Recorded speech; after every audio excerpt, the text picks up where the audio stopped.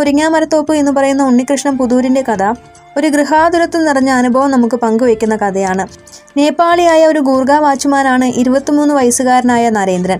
ഈ നരേന്ദ്രൻ എന്ന് പറയുന്ന കഥാപാത്രത്തിലൂടെ ഒരു ദേശത്തെയും പ്രകൃതിയെയും ചരിത്രത്തെയും അവതരിപ്പിക്കുന്ന പാഠഭാഗമാണിത്. പറങ്കിമാവിൻ തോപ്പും മുരിങ്ങാമരങ്ങളും പുന്നമരങ്ങളും കുളകളും കൈത്തോടുകളും പൂക്കൈതകളും നിറഞ്ഞ ഒരു ദേശം. ഇടിഞ്ഞു പൊളിഞ്ഞ ടിപ്പു സുൽത്താന്റെ കോട്ടയും സേട്ടിന്റെ ബംഗ്ലാവും ലേലത്തിൽ പോയ 8 കെട്ടും ഈ ദേശത്തിന്റെ ശേഷിപ്പുകളാണ്. ഇത് നരേന്ദ്രന്റെ അച്ഛന്റെ ജന്മദേശമാണ്. നരേന്ദ്രൻ ഒരിക്കലും അച്ഛനെ നേരിട്ട് കണ്ടിട്ടില്ല. അമ്മ പറഞ്ഞ കാര്യങ്ങൾ മാത്രമേ അവന് അച്ഛനെക്കുറിച്ച് അറിയാവൂ. അത്തരത്തിൽ നരേന്ദ്രൻ തന്റെ അച്ഛനെ കണ്ടെത്താൻ ശ്രമിക്കുന്നതാണ് ഈ കഥ. നരേന്ദ്രൻ ഗൂർഖ വാച്ച്മാനായി ഒട്ടനവധി സ്ഥലങ്ങളിൽ ജോലി ചെയ്തു. പക്ഷേ സ്ഥിരമായിട്ട് എവിടെയും നിന്നില്ല. കാരണം അവന് അച്ഛനെ കണ്ടെത്തണമായിരുന്നു. അങ്ങനെയാണ് ഒരിക്കൽ അവന് അവന്റെ അച്ഛന്റെ നാട്ടിൽ, അതായത് ചേറ്റുവ മണപ്പുറത്ത് ഗൂർഖ വാച്ച്മാനായിട്ട് ജോലി കിട്ടുന്നത്. അമ്മ അച്ഛന്റെ നാടിനെ കുറിച്ച് പറയുന്ന സമയത്ത് വെറും കെട്ടുകഥകളായിട്ട് മാത്രമേ അവന് തോന്നിയിരുന്നുള്ളൂ.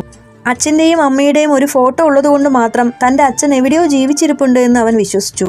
നേപ്പാളിലെ സാധാരണക്കാരിയായ അമ്മ പട്ടാളക്കാരനായ ശിവശങ്കരൻ നായർ എന്ന് പറയുന്ന സുബേദർ KPS നായർ എന്ന നരേന്ദ്രൻ്റെ അച്ഛനെ എങ്ങനെ കണ്ടുമുട്ടി എന്ന് അവൻ ചിന്തിക്കാറുണ്ട്.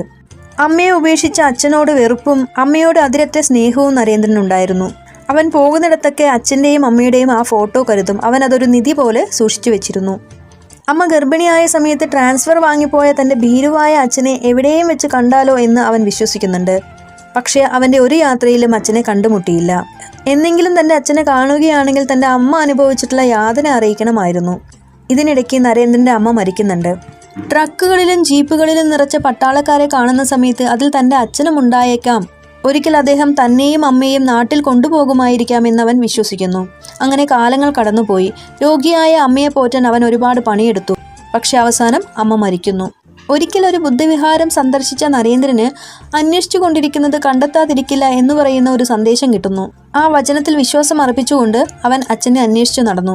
അവസാനം അവൻ കേരളത്തിലെ ചേറ്റുവ മണപ്പുറത്തെത്തുകയും അവിടെ ഒരു വീട്ടിൽ തൻ്റെ അച്ഛനെ കണ്ട് തിരിച്ചറിയുകയും ചെയ്യുന്നു.